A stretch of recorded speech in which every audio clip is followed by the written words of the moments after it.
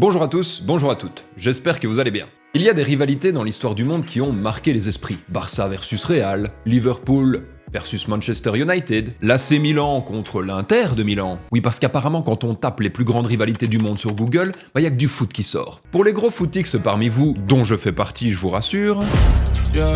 Défenseur central comme Benzema, défenseur central comme Karim, numéro 23 Zinedine à Manchester United. Voici quelques exemples peut-être un peu plus parlants. Thomas Edison contre Nikola Tesla, les États-Unis contre l'URSS, De Vinci contre Michel-Ange, Ford contre Ferrari, PES versus FIFA, Street Fighter contre Mortal Kombat.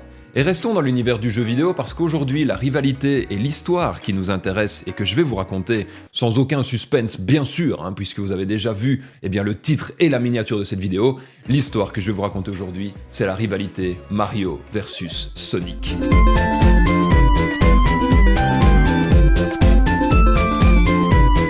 Je pense pouvoir affirmer haut et fort que cette rivalité est la plus ancienne, la plus connue, mais aussi la plus importante de toute l'histoire du jeu vidéo. Car en plus d'être une rivalité entre personnages, c'est avant tout une rivalité entre fabricants de consoles, Nintendo versus Sega. Et on va pas se mentir, cette rivalité a permis à de très très belles choses de voir le jour et on y reviendra plus tard. Je vais donc essayer de vous synthétiser cette histoire, l'histoire de deux rivaux devenus frères, à la manière de Goku et Vegeta.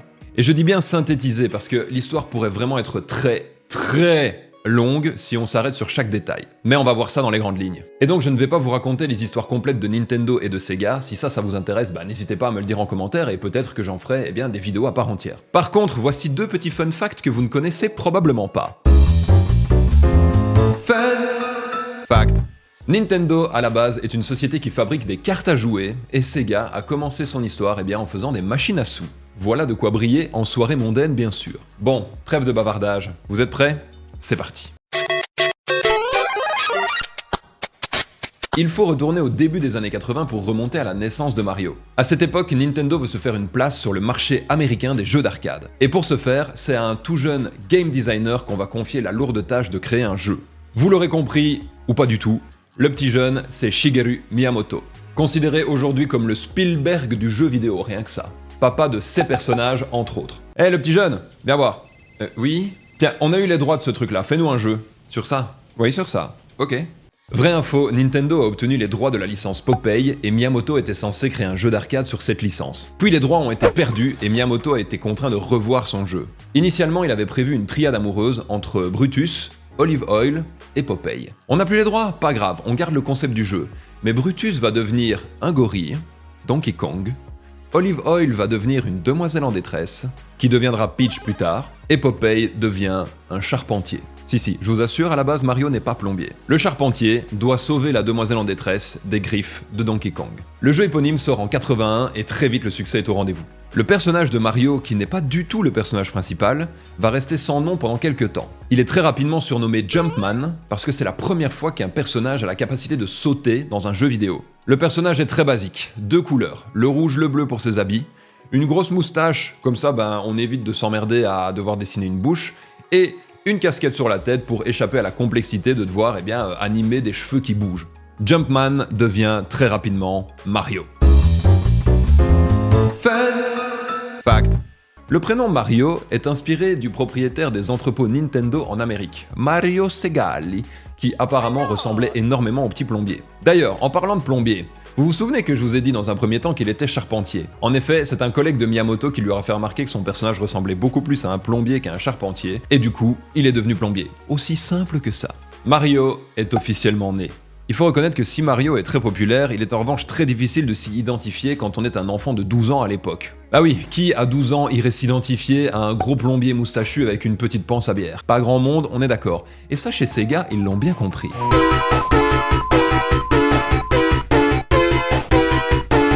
Après avoir tenté de convaincre les jeunes avec une mascotte du nom d'Alex Kidd dont personne ne se souvient, en tout cas en Occident, Sega doit réagir et a bien l'intention d'aller voler le trône occupé par Nintendo depuis maintenant bien trop longtemps, avec une nouvelle console de jeu et une nouvelle mascotte. Nous sommes à la fin des années 80 et Sega sort donc la Mega Drive, ou Sega Genesis en Amérique du Nord.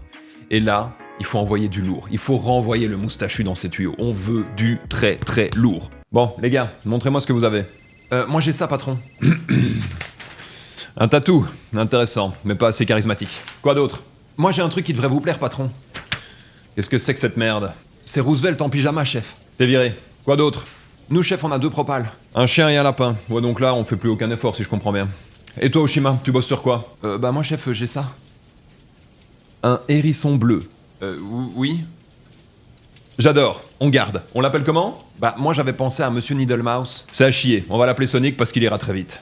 Je caricature, mais ce sont de vraies propositions faites par le département de recherche et développement du studio Sega à M8, qui deviendra par la suite Sonic Team. Le tatou deviendra Maichi de Armadillo, et Roosevelt en pyjama servira de base pour créer le Dr Robotnik. Oui, vous m'avez bien entendu. Oubliez le chien et le lapin, par contre, eux, on les reverra plus. Quant au nom Needlemouse, c'est la traduction littérale en anglais du mot japonais hérisson. Needle, aiguille, mouse, souris. Sonic, on est d'accord que c'est bien mieux. Sega a sa mascotte, un hérisson rapide comme l'éclair, bleu, pour rappeler la couleur du logo de Sega, jeune et un peu rebelle, avec de très belles chaussures rouges inspirées du clip Bad de Michael Jackson. Et ça, c'est badass. Le cocktail parfait pour plaire aux jeunes. Let's get ready to rumble!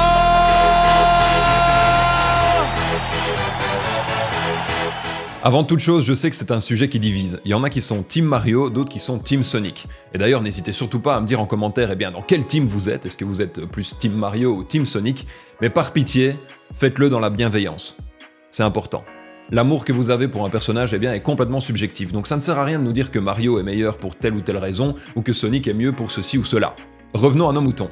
Nintendo a Mario et plein d'autres licences qui resteront cultissimes au fil des années et règne en maître sur l'industrie du jeu vidéo. Et lorsqu'en 88, Sega sort la Mega Drive et sa nouvelle mascotte, Sonic le hérisson, la firme au moustachu tremble. Mais genre vraiment. Pourquoi? Parce qu'à ce moment-là, la console numéro uno en el mundo, c'est la Nintendo Entertainment System, plus connue sous le nom de NES, une console 8 bits. On va s'arrêter là-dessus un petit moment. Ça veut dire quoi? Un bit, c'est l'unité de base de l'information en informatique. Donc une console 8 bits va traiter 8 bits maximum à la fois, ce qui n'est pas beaucoup. Donc les consoles de l'époque, ne nous offrent que des graphismes, des sons ou des actions très très simples. Je vulgarise à mort et je m'excuse auprès de tous les informaticiens qui aimeraient qu'on approfondisse peut-être un peu plus le sujet, mais ça va très vite devenir chiant, on va pas se mentir. Mais donc revenons à notre affrontement. Comme je vous l'ai dit, Sega veut marquer un grand coup et frapper fort. Et lorsque sort la Mega Drive, le monde entier découvre la première console 16 bits. 2 fois plus d'informations traitées, la dinguerie. Nintendo a peur. La Mega Drive est la console la plus puissante du marché à ce moment-là. Meilleur graphisme, plus fluide, meilleur son, que demander de mieux? Mais est-ce que Nintendo a l'intention de se laisser faire? Non. Si bien qu'ils vont accélérer la cadence et sortir leur propre console 16 bits, la Super NES. Voyez comme dès que y en a un qui monte, l'autre essaye de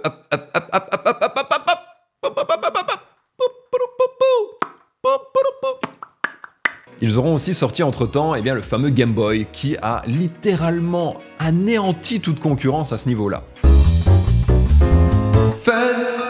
Fact. Le Game Boy a été designé et imaginé par un homme d'entretien.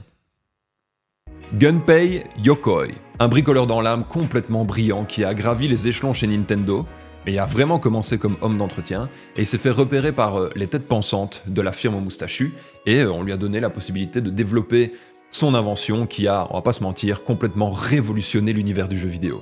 Revenons à la sortie de la Super NES. À ce moment-là, la guerre est lancée. Bien que la guerre ait commencé il y a déjà plusieurs dizaines d'années, mais on parle bien de la guerre Mario versus Sonic. Je n'avais pas envie de vous parler en long et en large de la guerre Sega versus Nintendo, bien que forcément l'un ne va pas sans l'autre. Retenez que pendant 10 ans, l'affrontement fait rage. Sega sort des consoles qui sont belles, qui sont destinées à un public d'adolescents ou de jeunes adultes, et veulent absolument conserver leur avance technologique. Ainsi, ils seront les premiers à sortir non pas une, mais 2 consoles 32 bits, la 32X et la Saturn. Ensuite, ils se feront un peu plus discrets parce qu'un nouveau challenger est arrivé dans le game.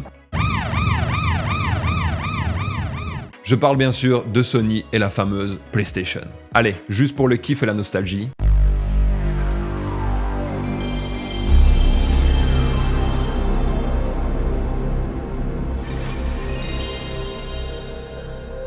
Sega sortira ensuite la dernière console de son histoire, la première console 128 bits, la Dreamcast. Car oui, en 2001, Sega annonce se retirer de l'industrie des consoles pour se concentrer exclusivement sur le développement et la production de jeux vidéo. Ouais, ça y est, je me retire du game, ça y est.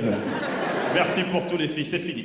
Super Xavier, et Nintendo pendant ce temps-là? Eh bien Nintendo, au début des années 90, possède 75% du marché. Ils viennent de sortir la Super NES et donc vont se concentrer sur la réalisation de jeux. Je vous ai déjà parlé de certaines licences cultes de chez Nintendo, mais voici un petit panel de ce qui est sorti en termes de banger dans ces années-là. Globalement, Nintendo va prendre beaucoup moins de risques que Sega. J'entends par là ne pas trop miser sur les avances technologiques, rester sur ses appuis et tout miser sur des jeux de qualité. Il faudra attendre 96-97 pour que la Nintendo 64 sorte. Bien que la console soit un énorme succès, elle n'arrive pas à la cheville du nouveau Challenger, vous vous souvenez ?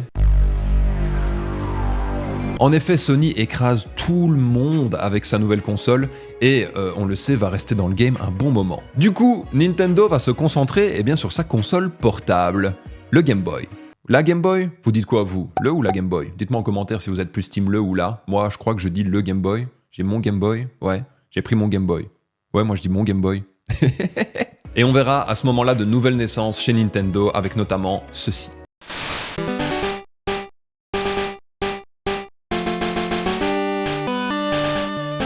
En 2001 sort la fameuse GameCube chez Nintendo pour concurrencer la Dreamcast de chez Sega, la PlayStation 2 de chez Sony et la petite nouvelle du marché, la Xbox de chez Microsoft. Mais on s'égare complètement, revenons à ce qui nous intéresse, Mario versus Sonic. Sega a arrêté de faire des consoles, mais pas des jeux, et la rivalité entre nos deux personnages est loin d'être terminée.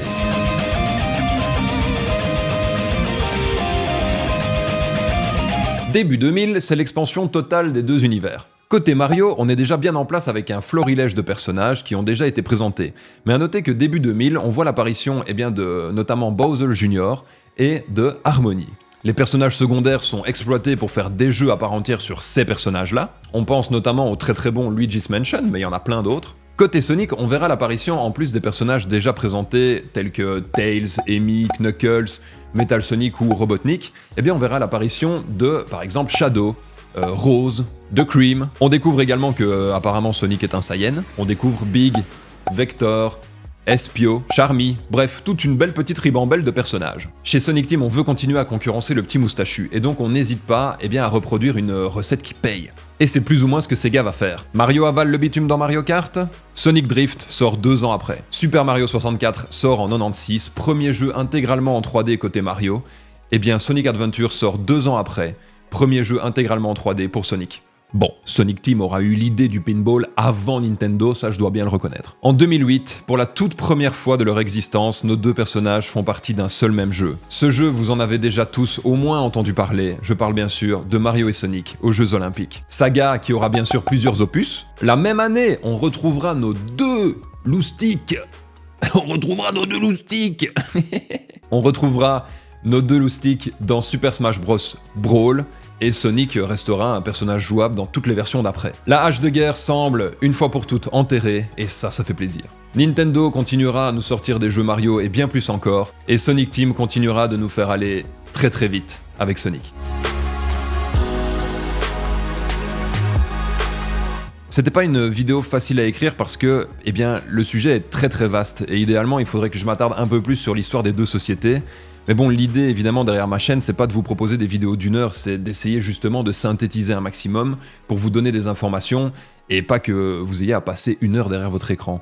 Donc j'ai probablement oublié tout un tas de trucs et j'en suis désolé, mais j'espère vraiment en tout cas ne pas avoir raconté de conneries et j'espère que vous avez quand même appris plusieurs choses avec ce petit moment qu'on a passé ensemble. J'espère que cette vidéo vous a plu, si c'est le cas, n'hésitez surtout pas à lâcher votre meilleur like, ça régale toujours très très fort. Dites-moi ce que vous en avez pensé en commentaire bien sûr, c'est là pour ça. Dans la bienveillance, je le rappelle.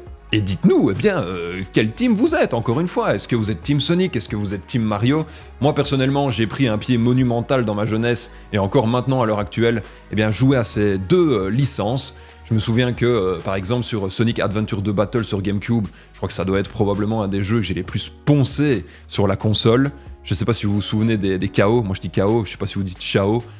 Incroyable les heures que j'ai passées là-dessus. Quant à Mario et toute sa clique, bien sûr, moi j'oublie pas Mario Sunshine sur GameCube qui a été probablement un des premiers que j'ai fait, et ils continuent tous à me faire rêver à l'heure actuelle. Pensez à vous abonner, à activer la petite cloche pour ne rien rater des sorties futures. Si vous êtes toujours là à ce moment de la vidéo, sachez que vous êtes des vraies légendes. N'hésitez pas à me le faire savoir en commentaire en commentant la fête du tractopelle, quel banger. C'est là qu'on reconnaît les vraies légendes, bien sûr. Prenez soin de vous tout le monde, c'était Xago, à la prochaine pour d'autres vidéos.